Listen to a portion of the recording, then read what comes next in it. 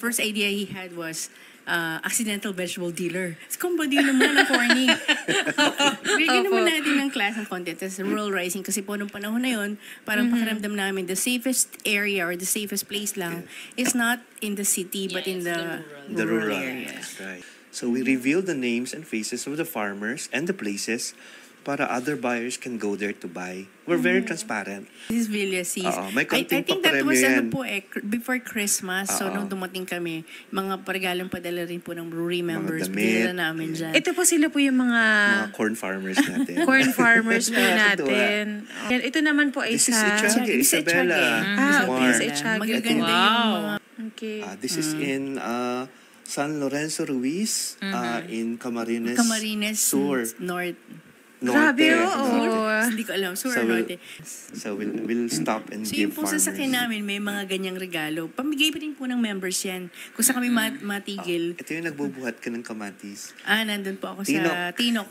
Sa Ifugao. Napakaganda ng kamatis nila dyan. Ay, no. Ito, heartbreaking to. Ang social naman ng mga Grabe, Maday, naka-strawberry. Sibungan, Benguet. Yes, ma'am. Ang gaganda ng baboy niyan. Naku, lalo ngayon. Tinamaan kasi ng hailstorm ang Madaymen. Sibungan, yes. And sirang-sira ang mga strawberries. Alam niyo naman, yun lang talaga yung... We are known for that. Yes. And, tapos hindi po maibenta kasi may damages dahil tinamaan ng hailstorm. Pwede ba nating i-play para marinig din natin? Dahil po ang mga buyer po rito, kung ano na lang po yung gusto nilang may presyo, sir. Sana po matulungan niyo po kami, sir.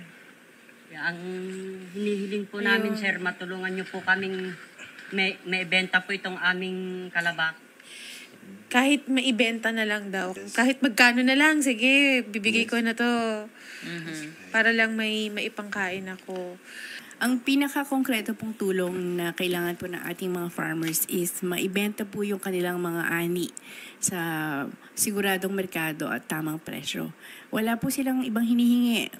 Willing po silang magtrabaho, magpagod, magsakripisyo. Araw-araw, kahit nga po 365 days in a year, magtatrabaho po ang mga ating mga magsasaka. Yun lang po, kailangan lang po sana sigurong tangkilikin yung lokal na produkto at siguraduhin natin yung presyo po nila ay protektado.